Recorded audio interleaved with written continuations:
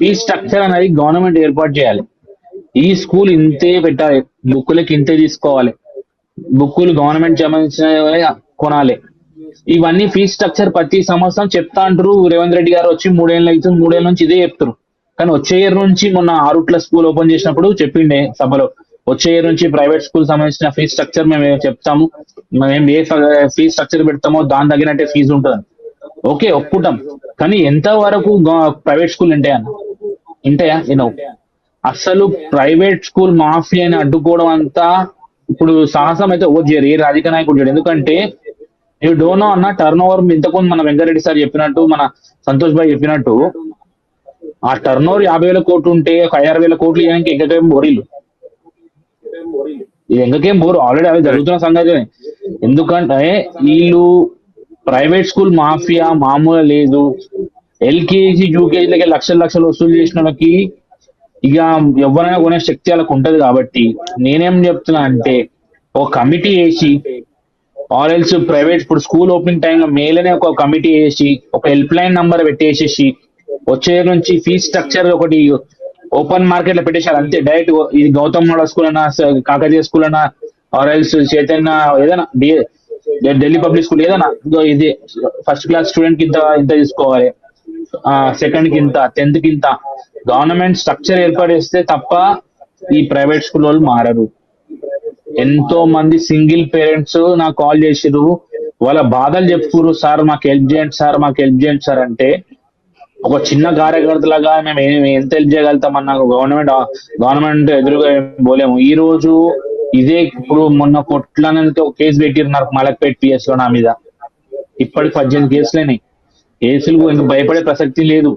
కానీ ఎంత వరకు తల్లిదండ్రులని ఇట్లా కాల్చ తింటారు, తల్లిదండ్రులు రక్తం తాగుతారు ఈ ప్రైవేట్ స్కూల్, అసలు పట్టించుకుని నాదుడు లేకపోతే ఎట్లా?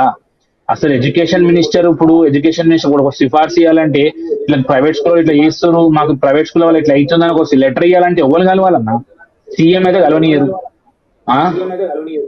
OSD కలవనియరు, CM PN కలవనియరు. అసలు మినిస్టర్ సపరేట్, అసలు ఎడ్యుకేషన్ మినిస్టర్ సపరేట్ ప్రోగ్రామ్ పెట్టండి, మంచి ఎడ్యుకేటెడ్ వాళ్ళు ఉన్న వాళ్ళకి ఇవ్వండి, దయచేసి ఇచ్చేస్తే డైరెక్ట్ ఇప్పుడు మా ఆవేదన వాళ్ళకి చెప్పుకుంటాం కదా, ఇది సార్ మా పరిస్థితి అని.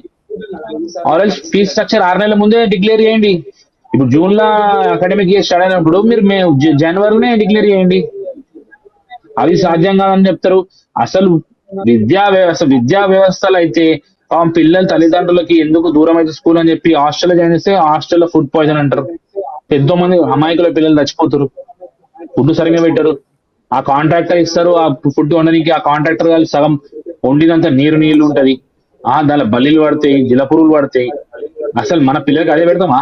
మన పిల్లలేమో బంగ్లాలలో మంచిగా ఉండాలి, పేద విద్యాలయమేమో సావాలి దవాఖాన వాడి. అసలు ఇప్పుడు రేవంత్ రెడ్డి గారు అంతా నిజమైన ఇప్పుడు గవర్నమెంట్ స్కూల్ చదివి ఉంటే గవర్నమెంట్ పిల్లల కోసం ఆలోచిస్తాడు. ఎందుకు బడ్జెట్ ఎంత ఇచ్చిందో 2% కూడా లేదు ఎడ్యుకేషన్ కి, వైద్యం మీద 2-3% కూడా పెట్టలే. బడ్జెట్ లో అసలు కేటాయించని ఎట్లా డెవలప్ చేస్తారన్నా? మొన్న 200 కోట్లు పెట్టి ఆరుట్ల స్కూల్ కట్టిరు, ఓకే మంచిదే. కానీ చుట్టుపక్కల ఉన్న స్కూల్ పరిస్థితి ఏంది? చుట్టుపక్కల స్కూల్ పరిస్థితి ఏంది రేపు? చుట్టుపక్కల అంతా మొత్తం డ్రాప్ అవుట్ అవుతుంది అన్న మొత్తం. ఎందుకంటే 200 కోట్లు ఒక స్కూల్ పెట్టామంటే మిగతా 200 స్కూల్స్ మొత్తం జిల్లాల స్కూల్ అన్ని బాగుపడతాయి. మంచిదే, బడ్జెట్ ఎక్కువ 200 కోట్లు పెట్టరు, తప్పేం లేదు. బడ్జెట్ లేనప్పుడు బడ్జెట్ ఇష్టం ఒక 20, ఇప్పుడు ఆకునూరు మురళి ఆయన సిద్ధాంతాలు లెఫ్టిస్ట్ సిద్ధాంతాలు ఉండొచ్చు, మాది రైట్ వింగ్ ఉండొచ్చు, కానీ కొన్ని పాయింట్స్ మంచి ఉన్నాయి. 20,000 కోట్లు కావాలి ఇంటిగ్రేటెడ్ స్కూల్ పెట్టనీకే, తెలంగాణ స్కూల్ పెట్టండి అసలు 20,000 కోట్లు. మాకు ఫ్రీ బస్సులు ఎందుకు, ఈ రైతు బంధులు ఎందుకు, ఇవన్నీ ఎందుకు మాకు అవసరం? ఇవి అన్ని తీసివేసేవాడి పిల్లలకి చదువు మంచి చెప్పురి, పేదోనికి వైద్యం విద్యా వైద్యం ఫ్రీ ఇస్తే దేశంలో ఏం అవసరం లేదు మనకు.